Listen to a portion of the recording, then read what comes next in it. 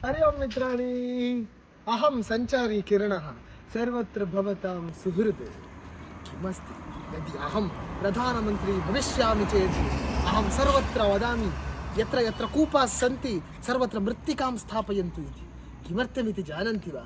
इदानीं निरुद्योगसमस्या अस्ति किल, अतः यत्र यत्र कूपाः सन्ति तत्र मृत्तिकां स्थापयन्तु। पर एव इत्युक्ते तत्र पार्श्वे एव अन्तरत्र अन्यमेकं कूपस्य करणं कुर्वन्तु। निरुद्योगसमस्या परिहारः। जय जय जय। किरणः, किमर्थं कक्षा प्रति नागतवान्? मित्र, कक्षां प्रति आगच्छामि चेदपि किमपि नावगम्यते, कक्षां प्रति नागच्छामि चेत् किमपि नावगम्यते। कुत्र गतवान् इति वद। तत् लीलायाः जन्मदिनमासीत् किल, अतः मधुरम् आनीतवती, मम कृते एकमेव दत्तवती भो। अतः अहं तस्याः गृहं गत्वा किञ्चित् खादित्वा आगतवान्। अस्तु, किं पाठितवन्तः? कक्षायां परमाणुविषये पाठितवन्तः। परमाणु इत्येकं विहाय अन्यत् किमपि न ज्ञातं मया। तदेव भो अहम् उक्तवान् किल, कक्षां प्रति आगच्छामि चेत् किमपि नावगम्यते। भवान् चिन्तां न करोतु, मम समीपे कोर्सेरा इति अप्लिकेशन् वर्तते, तस्मिन् वयं पठामः। किमपि नावगच्छति चेत् परीक्षामध्ये गानं लिखामः। कः पश्यति भो, चिन्तां मा करोतु। एवं सर्वदापि कक्षासमये एवं न गत्वा अन्त्यकाले किं भविष्यति इत्युक्ते भवान् विद्यार्थी वा इत्येव आश्चर्यकरः विषयः। अस्तु अस्तु, मम गृहम् आगतम्, अहं गच्छामि। गृहं कदापि नागच्छति, अस्माभिरेव गन्तव्यं। गच्छतु। अस्तु वा।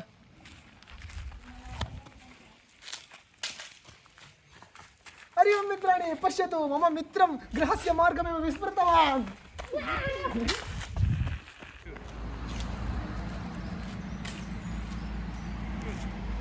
अमोघ, आगतवान् वा? कक्षादिकं कथमासीत्?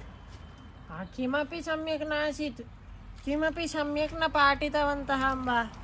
किं जातं वदतु। कक्षायां परमाणुविषये पाठितवन्तः, किन्तु परमाणु इत्येकं विषयं विहाय अन्यत् किमपि न ज्ञातं मया। इदानीं कक्षा समाप्ता खलु, तत् त्यजतु। परमाणुविषये ज्ञातव्यं खलु, पितामहस्य समीपं गत्वा पृच्छतु। अहं क्षीरम् आनयामि।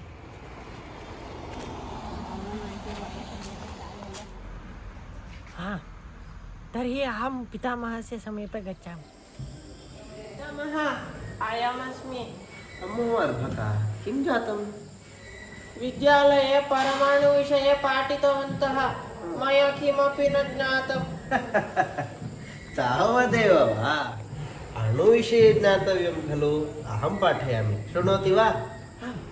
पौत्र, परमाणु सर्वेषु वस्तुषु वर्तते। वयम् अस्माकं नेत्राभ्यां द्रष्टुं न शक्नुमः, ते बहु लघु भवन्ति। पश्यतु वातायनं, ततः धूलीकणाः आगच्छन्तः सन्ति। तादृशस्य एकस्य धूलीकणस्य षष्ठतमः भागः परमाणुः इति उच्यते। तावत् लघु भवति वा? आम्, तद्विषये संस्कृते एकः श्लोकः वर्तते। जालान्तरगते भासौ यत् सूक्ष्मं दृश्यते रजः, तस्य षष्ठतमो भागः परमाणु स उच्यते। एवम् अस्माकं मातृभाषायां संस्कृते बहुकालात् पूर्वमेव सामान्यरूपेण मानवः यत् प्रतिदिनं पश्यति तदाधारेणेव उक्तमस्ति। अनेन श्लोकेन सामान्येषु सामान्यजनः संस्कृतज्ञानेन परमाणुविषये ज्ञातुं शक्नोति। अरे, परमाणु नाम अयमेव वा? तत्र शालायाम् अस्मिन् विषये घण्टाद्वयं पाठितवन्तः, किन्तु अत्र भवान् निमेषद्वयेन मम कृते सुलभतया उक्तवान्। बहु सम्यक् पितामह। पितामहस्य पाठं श्रुत्वा अयं बालकः कलाशालां गत्वा सर्वेषां कृते संस्कृतभाषायामेव पाठितवान्। एतद् असहन् मुख्यप्राध्यापकः येनं तर्जितवान्।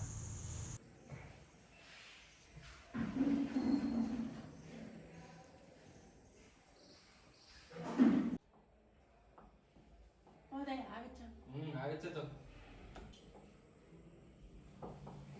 अमोघ, किमेतत् मूर्ख इव आचरितवान्? मेकाले पद्धत्यां यत्र पाठः प्रचलति स्म तत्र भवतः पाठं श्रुत्वा सर्वे आचार्य किमेतत्? आचार्य, भवन्तः एवं मा पाठयन्तु, संस्कृतेन पाठयन्तु इति सर्वे वदन्ति। एतत् संस्कृतं बहु पूर्वमासीत्। भवतु, एतत् सम्यक् नास्ति इत्येव खलु मेकाले पद्धतिः आरब्धा। किं त्वं न जानीहि? अस्तु आचार्य, यदि भवतां पद्धतिः एव सम्यक् अस्ति इति चेत् किमर्थं कक्षायां सर्वे पाठं नावगच्छन्ति? आचार्य, मेकाले पद्धत्या यत् पाठ्यते तत् संस्कृतभाषायां बहु पूर्वमेव सुलभतया उक्तमस्ति। यदि भारतं विकसितं भवेत् तर्हि संस्कृतम् अपेक्षते। अत एव अहं संस्कृतं पठामि, पाठयामि। एवं मुख्यप्राध्यापकैः साकं कलहं कृतवानिति कृत्वा एनं विद्यालयात् बहिः प्रेषितं। परन्तु अयं बहिरागत्य संस्कृतस्य प्रचारञ्च कृतवान्। केवलं प्रचारं न, सम्पूर्णं भारतदेशं संस्कृतमयं च कृतवान्। हरि ओं मित्राणि, अद्य अहम् एकस्य महोदयस्य साक्षात्कारं कुर्वन् अस्मि, अतः तस्मै स्वागतं व्याहरामि। अमोघः इति एषः मम मित्रमेव।